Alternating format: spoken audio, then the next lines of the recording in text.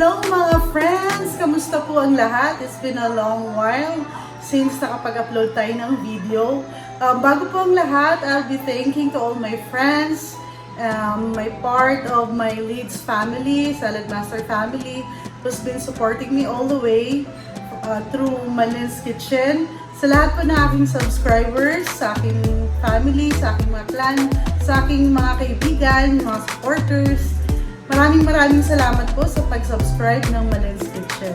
Sa mga hindi pa po nakapag-subscribe, just don't forget to click the bell button and press like, and also please naman, can you share our low-carb diet for tonight? Okay? So I will be sharing a healthy meal, a low-carb, I call this vegetable baked casserole. Okay, so vegetable casserole will be cooked using our electric skillet. It is the Saladmaster multi-purpose cooker.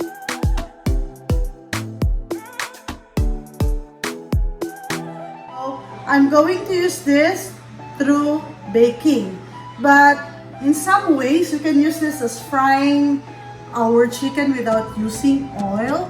And we can also cook anything from here. Okay?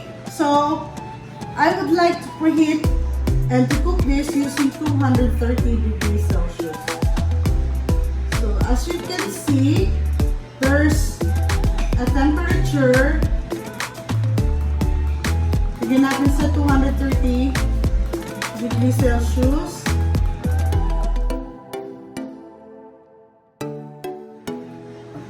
So our recipe for tonight is a vegetable casserole. This is very healthy because our main three ingredients started with broccoli, asparagus, and carrots. These vegetables are known to be very rich in vitamin C, vitamin K, and minerals. So that's why this vegetables can help boost our immune system. So, napakaganda po ito sa panahon ngayon na kumain po tayo ng mga ganitong gulay for us to help boost our immune system para po tayo makaprotect against virus. Okay, so let's start.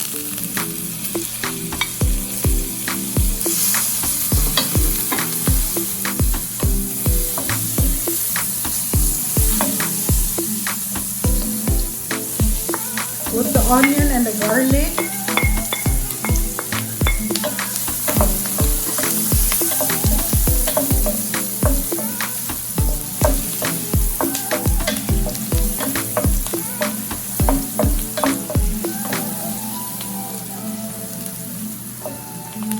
The sweet ham.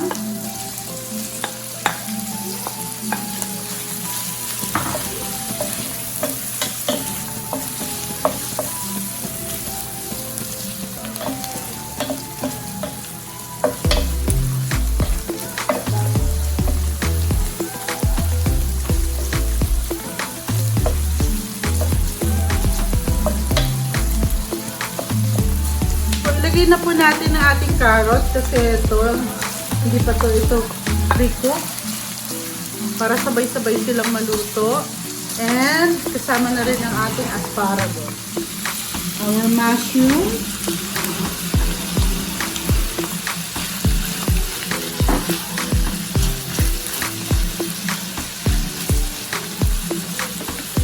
put some salt,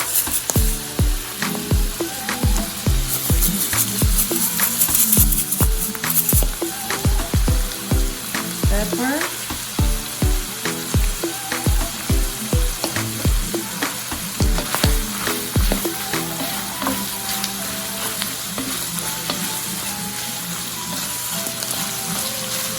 yan.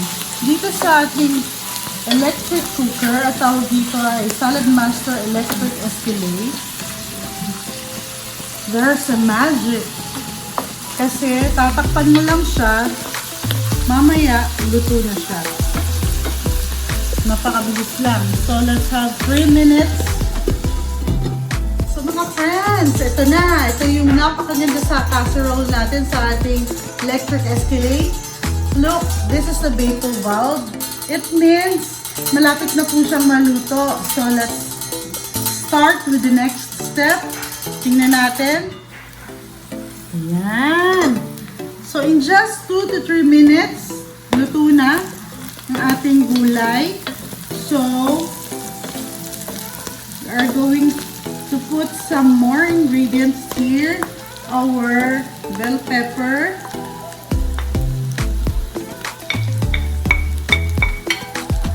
Ayan. Because later on, we'll start to bake because our vegetables are cooked already. So napakabilis lang. In just 2 to 3 minutes, our vegetables are cooked using our electric skillet. Yan. Napaka-healthy ng ating recipe. Ang tawag dito ay vegetable casserole. So it's... Excited na ba kayo, guys? Sa aking mga friends na nanonood ngayon, matitikman niya ito sa aking birthday. So, sana makapunta kayo kapag wala na hopefully ang ating quarantine. Right? So, let's put some sauce.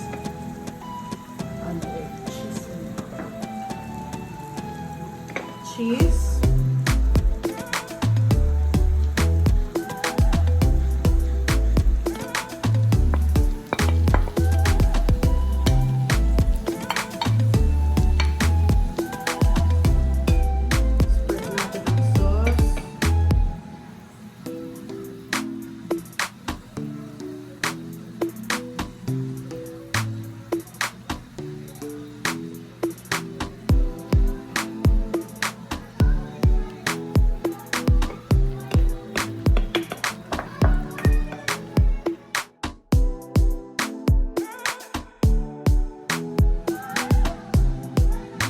Start dito sa gilid.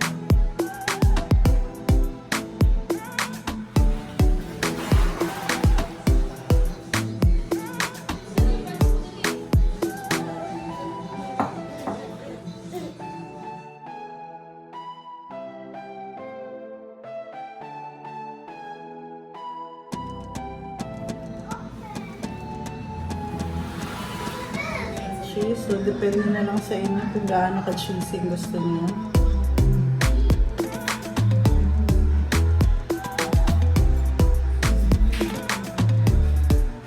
Okay, we're almost done. Just put this. This is a broccoli. Grated broccoli.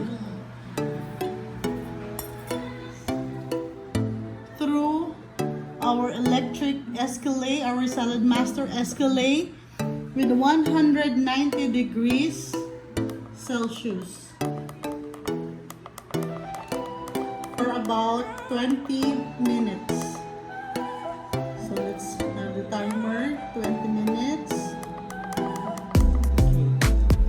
This is our finished product, our vegetable casserole using our main ingredients, broccoli, carrots, and asparagus.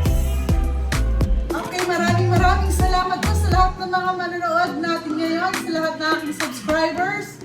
Maraming salamat po. Sana nag-enjoy po kayo sa ating recipe for tonight. It's a low carb. Magagamit natin ito sa mga gustong maging healthy, gustong magbawas ng timbang. Pwede natin itong magamit using this recipe. So this recipe also help boost our immune system because broccoli, asparagus, and carrots is very rich in vitamin C, fiber, and minerals.